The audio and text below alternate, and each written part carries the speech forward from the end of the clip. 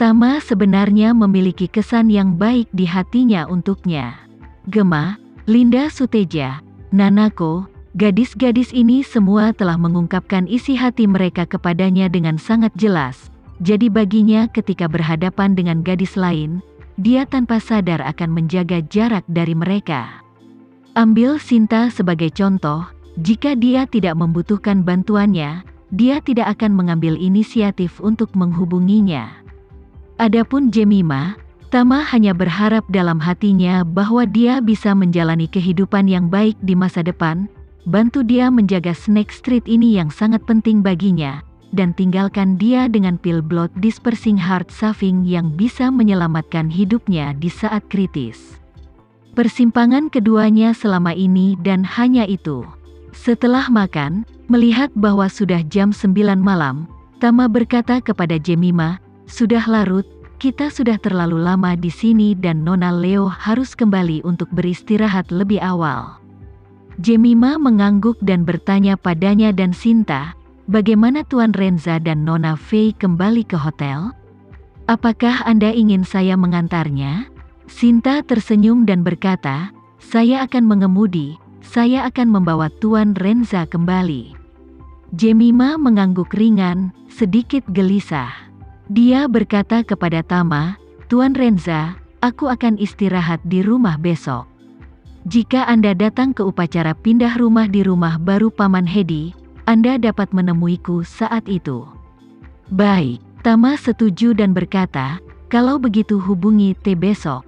Kemudian, ketiganya meninggalkan jalan makanan ringan dan datang ke tempat parkir. Tama duduk di Rolls Royce yang dikemudikan Sinta, sementara Jemima duduk di mobilnya. Setelah berpamitan, Sinta mengendarai mobil keluar dari tempat parkir, namun Jemima tidak buru-buru pergi, melainkan menyalakan ponselnya, dan memasukkan sebaris kata di mesin pencari, "Berapa banyak universitas di Jakarta?" Segera, mesin pencari datang dengan daftar semua universitas di Jakarta disajikan. Jemima melihatnya. Di antaranya, sekolah dengan kekuatan dan reputasi terbaik adalah Jakarta University.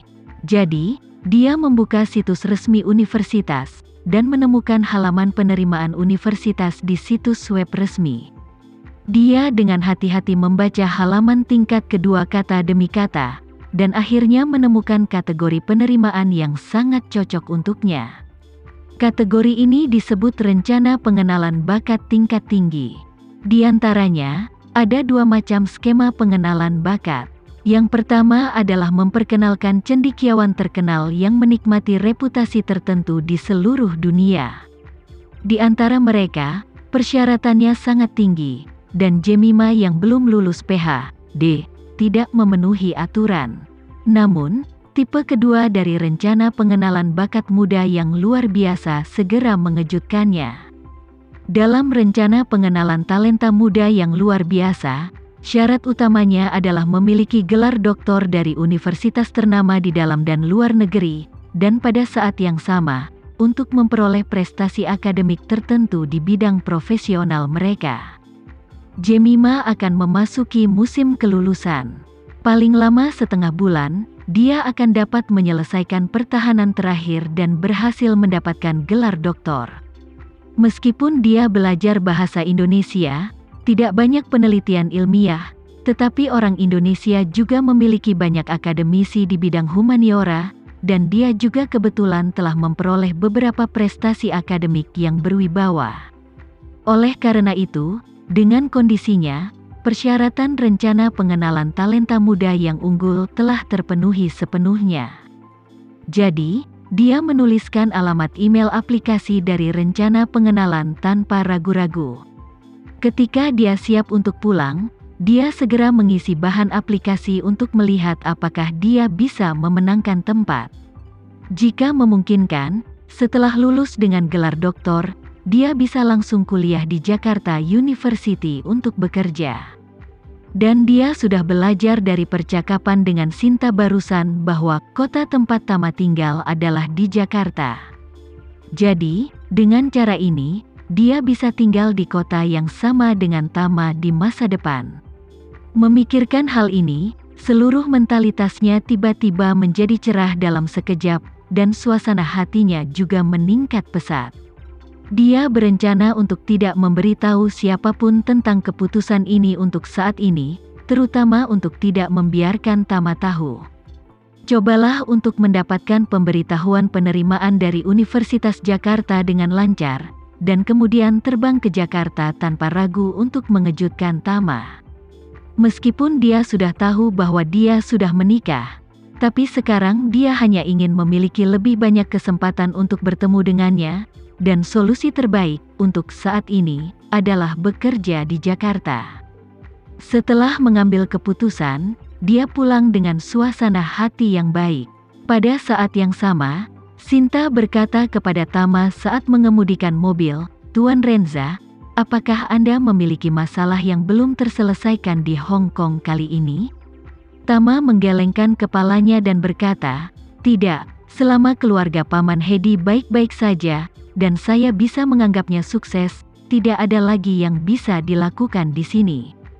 Sinta bertanya kepadanya, "Apakah Anda tidak akan berkomunikasi dengan Tuan Hedi tentang hal berikutnya?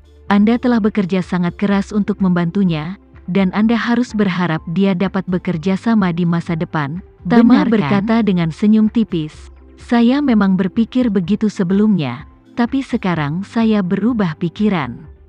Paman Hedi telah jauh dari rumah selama bertahun-tahun dan ada terlalu banyak penyesalan dalam hidupnya. Setelah akhirnya kembali, dia harus dipersatukan kembali dengan keluarganya. Adapun masa depannya, mari kita lihat saja nanti." Pada saat ini, rumah tua keluarga Hedi Sasongko, Sam Sui Po adalah sebuah lingkungan di Hong Kong.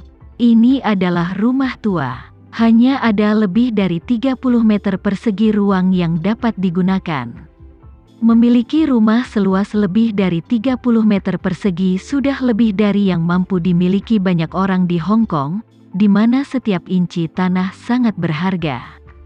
Bukan hal yang aneh bagi keluarga yang terdiri dari 5 atau bahkan 8 orang untuk menjejalkan ke dalam kamar peti mati dengan luas kurang dari 10 meter persegi di Kowloon Wallet City saat itu.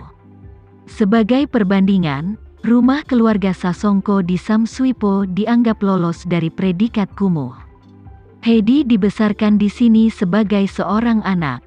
Keluarga itu kemudian pindah ke pusat kota Hong Kong yang ramai setelah ayahnya menghasilkan banyak uang dengan membuat bebek panggang. Hedi kemudian menjadi manajer profesional terkenal di Hong Kong, membantu guru menghasilkan banyak uang, serta menghasilkan banyak uang untuk dirinya sendiri. Keluarga Hedi kaya ketika dia meninggalkan Hong Kong, tetapi karena dia menyinggung guru, seluruh keluarga terlibat. Sulit bagi adik-adiknya untuk mencari pekerjaan, dan bahkan cinta, pernikahan, interaksi sosial secara umum sangat terpengaruh. Bisnis keluarga termasuk toko bebek panggang juga anjlok. Dahulu kala, untuk menafkahi adik-adiknya untuk belajar, serta untuk merawat orang tuanya dan memelihara keluarga, rumah bertingkat keluarga Sasongko telah lama dijual. Untungnya, ayah tua Hedi sangat bernostalgia. Bahkan setelah dia berkembang, dia tidak menjual Sam Sui Po. Dengan demikian rumah tua itu dijual, sehingga keluarga itu akhirnya memiliki tempat tinggal. 2 adik perempuan Hedi, tanpa kecuali, menikah dengan pekerja migran di Hong Kong. Alasan untuk ini adalah bahwa orang-orang lokal di Hong Kong tahu bahwa saudara mereka telah menyinggung guru, jadi tidak ada yang berani menikah dengannya. Dan adik Hedi, Azam, masih beruntung. Pacarnya yang telah dia cintai selama bertahun-tahun selalu bersamanya.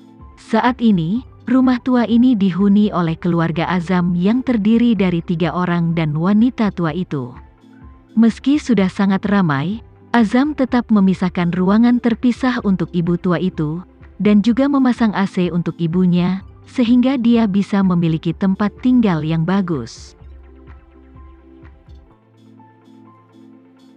Sekian dulu ya video kali ini, kita lanjutkan lagi videonya di lain waktu. Oh iya, bagaimana menurut kalian? Semoga bisa sedikit menghibur kalian semua. Untuk teman-teman yang baru nonton, jangan lupa subscribe ya, hehehe. Dan kalau teman-teman ada yang ingin gabung langganan, bisa langsung gabung saja untuk dapat fitur yang menarik dan sedikit membantu Mimin. Terima kasih banyak sudah menonton, sampai jumpa lagi, bye bye bye.